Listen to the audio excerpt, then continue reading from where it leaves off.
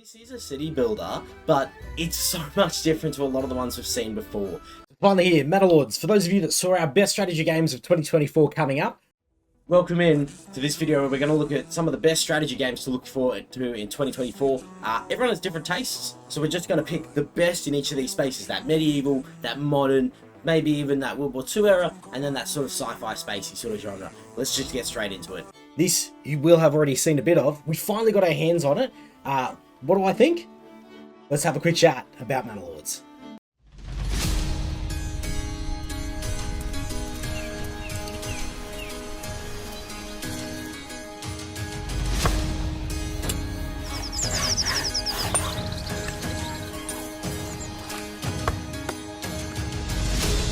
So what is it?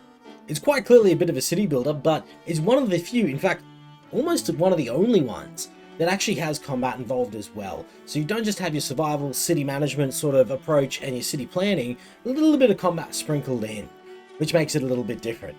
But that's it in a nutshell, so what's good, what's bad, and some tips. Let's get into the good.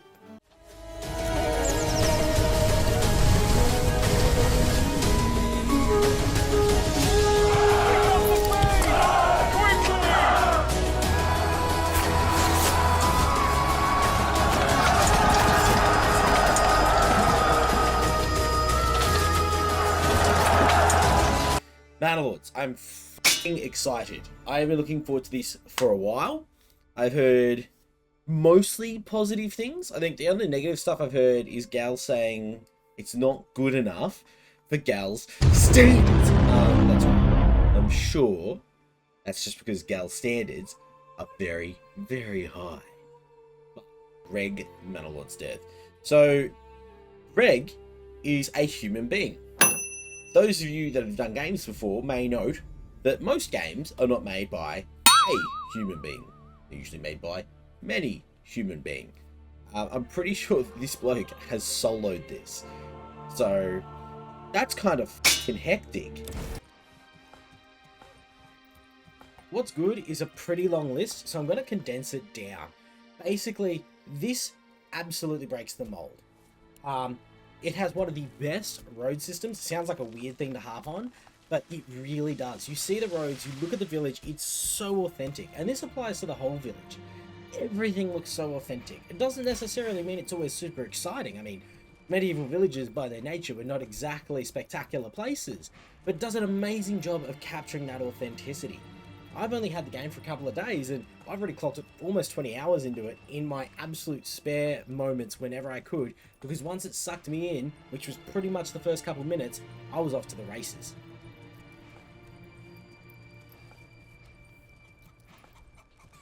All he needed to do was move when I asked him to move, and we would have been fine. Then on top of that is that uniqueness, and I sort of picked up on this in the intro. Wandering Village and Frostpunk are two that really jumped to the top of my mind in terms of city builders that have actually set themselves apart. And look, Frostpunk I think still kills it in terms of having that narrative focus. It's really cool feeling like you're part of this living story. Wandering Village kind of just had a novelty. This though really nails the gameplay loop. It never hits that point where you snowball and everything's just fine, you pack it up and now you're just doing fun fancy things. You're constantly actually engaged in the game. At least in the playthroughs I've been doing. I mean, like always, we're doing it on the hardest setting, so I suspect if you do it on easy, that snowball effect is still going to be there. But I tell you what, on challenging, especially on the edge, which starts you in winter.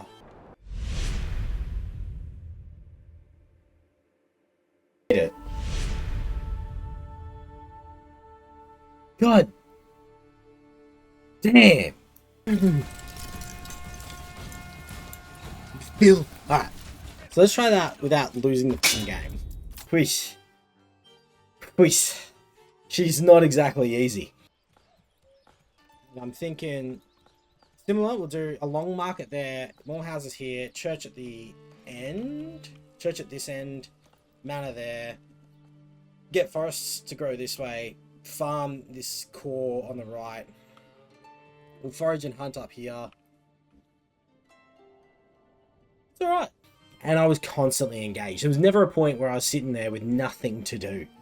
And then this is that extra layer. Is even if your city building is going sort of okay, then you can start focusing on those more militarial ambitions. Starting to look at what you can do with your retinue, with your army. Do you summon your militia and risk the lives of your very citizens that drive your economy to save this battle? Or do you run the risk of getting mercenaries and pillaging your own coffers to try and have someone else die on their behalf? Really, really good interactions with more than just the city building components that make it really engaging.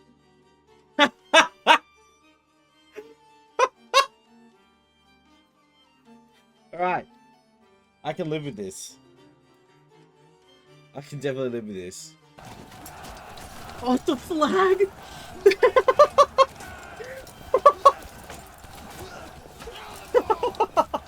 What the fuck?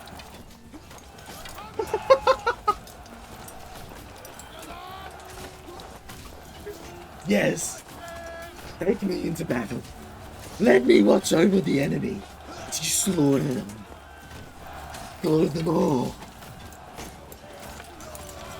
Customization is another thing that they absolutely nailed. In terms of not just your banner, which appears on your flags as you fight, if you've got a big enough force, which, by the way, love it. But also, just in terms of how you approach your city and your management. There's no rights or wrongs. I've tried playthroughs now with no farms whatsoever, relying only on trade, building up an economy around that to buy the surplus. I've run playthroughs where I've conquered nearby territories and had specialized villages. There's something to talk about in that, but that's for improvements, I think. Really, really well done in terms of how much control you have. There is no, you must do this, then this, then this, to overcome it, even at the hardest settings. Pretty much the only thing that dictates what you must do, besides your preferences, is sometimes your starting spawn with what resources are there, because it's always a bit different. That's a garrison tower. What the f is that? I love the castle building. It even says it's in early access. It says it's not there yet, but I already love it. I can see the potential of it. I see how it can come together, and it makes me so excited to see where this goes. And this brings me to probably the biggest praise I can give this game. There's so many more little things that I can actually harp on about, but I'm trying to make this somewhat short. This was mostly made by one guy over the space of 7 years. And you can see the love and the passion. Like, this person is passionate about city builders, about strategy, and about the setting.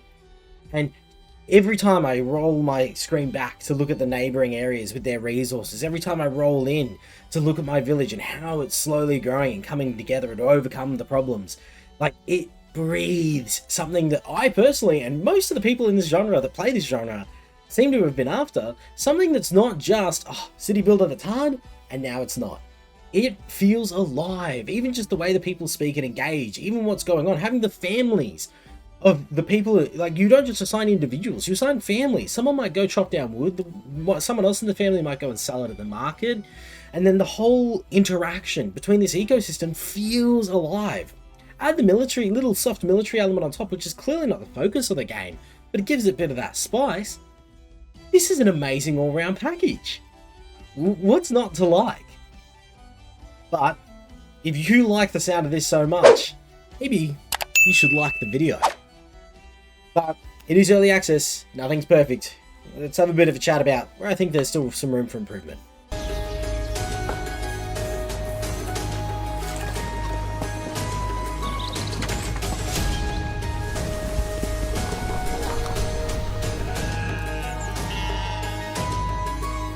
God, oh my god, this is quite detailed, alright. I've still got this issue though of where's my town? Alright, well with this one, everyone left and right seems to be turning around. Oh, it's too early. It's early access. I'm not sure it's worth the price here. You know, you can tell it's an early access game. Snobs. Fools. The lot of them. They've got no damned clue. Absolutely no clue. You want to know what's trash early access? It doesn't keep your mouse in the game. It doesn't keep your mouse in the game. My mouse is currently on my second monitor. Oh my god. And I can't axe a kid to death. GG. Who made this game? Yeah, like I said, spent 20 minutes ranting about this. The only issue I've got, and this is very specific to this, why can't I open my inventory now? Yeah, I have zero clue what quest marker is there. So that's like another frustrating thing. I literally don't know what's going on. I have no clue. It just says quest info. Go have a look at our review of Wild West Dynasty. Holy Jesus, I still have PTSD. In fact, it took me until this to buy another early access game, purely suffering from the effects of that. That is something that's not ready. This is better than some fully launched, fully fledged AAA projects, especially in the genre. I've already spent 20 hours and I still haven't even beaten a scenario completely, outside of the basic get to a large village completion on the edge. And honestly, even that was so engaging that I dived straight back in and kept playing. Like, I can appreciate that you can see there's more to come, and there is some room for improvement, I can't stress it enough. But it's ready right now at full price. You got your money's worth. If you like this genre, like, this is my criticism, this is bad, buy it now. Room for improvement, wish it was cheaper, just so I could enjoy it cheaper. No other actual reason. But I digress. So I just had to get that off my chest. There's a few things. One, UI could use a little bit of love in terms of it is a management game and trying to identify where your people are. You can use tab to see which buildings are being worked in, which is helpful, but having some sort of interactive menu, things like you see in Banished or Settlement Survivor, so you can actually micro your town a little bit more efficiently and understand it at a glance a bit more efficiently, would be very, very welcome. It would not go awry. A little bit more clarity on the day, on seasons. There's been numerous times where I've been looking at the season or the month, trying to sort of suss out how long's left so I can prioritize tasks, and it's just not clear, which is a bit unfortunate. Combat at the moment is pretty bare bones. The archers are kind of not useless, but they're definitely very underwhelming, which is a bit disappointing. And I love that there's lots of tactics and layouts. You can give ground advance, but it doesn't really do anything at the moment. Yeah, they do actually push forward or push back depending on what's going on. And you can use that if you're switched on about it to get another unit in behind them. I did it a few times and it seemed to work to great effect. But generally, there's more that needs to be done in that space. And that leads in naturally to the castle development, which is very much highlighted as early access. And it's just the nature of, you have these archer towers, but at least in my experience, they don't seem to work. I might be using them wrong, but you know, there's some stuff in there that just isn't quite operational yet. But almost everything that has any sort of issue, it's been flagged by the developer in the game. And it's pretty clear that you're rolling that die. I mean, I guess that's kind of it. Like, this is an early access game where, yeah, my issue is I can't wait for the DLC, which is just part of the game. Like, if you took out all the features that aren't finished yet, it's still more complete than most city builders on the market that are technically fully released. I'm trying not to be biased, but like, it's just very, very hard to point at things that there's not so much wrong. It's just, there's all these features that they've shown us that are on the way that aren't here yet that I'm really looking forward to. Having the other Bearant on the map instead of just off map. Having a little bit more in the combat, in the crafting, in the building. Like, some of the late game materials, definitely the late game needs a little bit more love, but you can get lost in the loop, which is still most of early, middle, and maybe even the start of the late game, and very comfortably lose tens of hours on a single playthrough and not regret it. Bugs? Not really. Couldn't disband a unit once for half a month. Yeah, good. That's about it. Early access. Your world, your rules. Really fucking quickly. Thank God for that.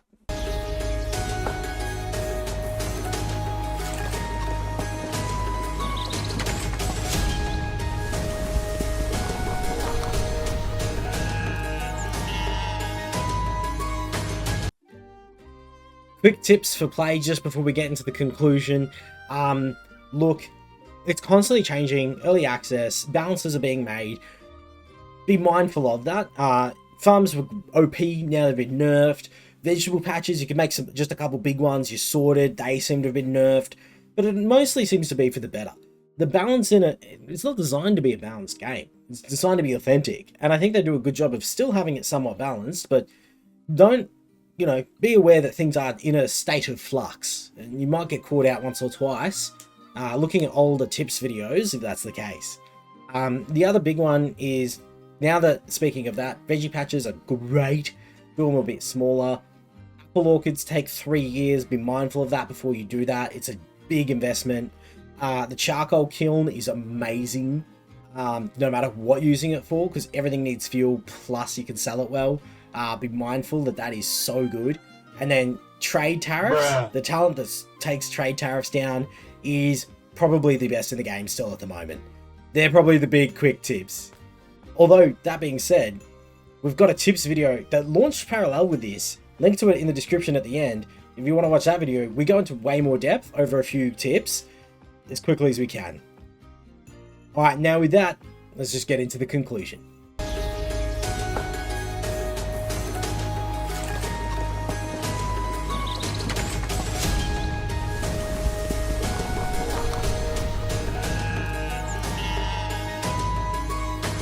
Ultimately, if you like this genre, it's money well spent. You're not going to go awry picking this one up now. And then as time goes on, it is only getting better. And if you subscribe to the idea of actually picking it up in its current stage, I mean, you can just subscribe to this channel as well. One last one for you. Like we said, we've actually unpacked a lot more tips and tricks way deeper than this in a sister video that got launched at the same time.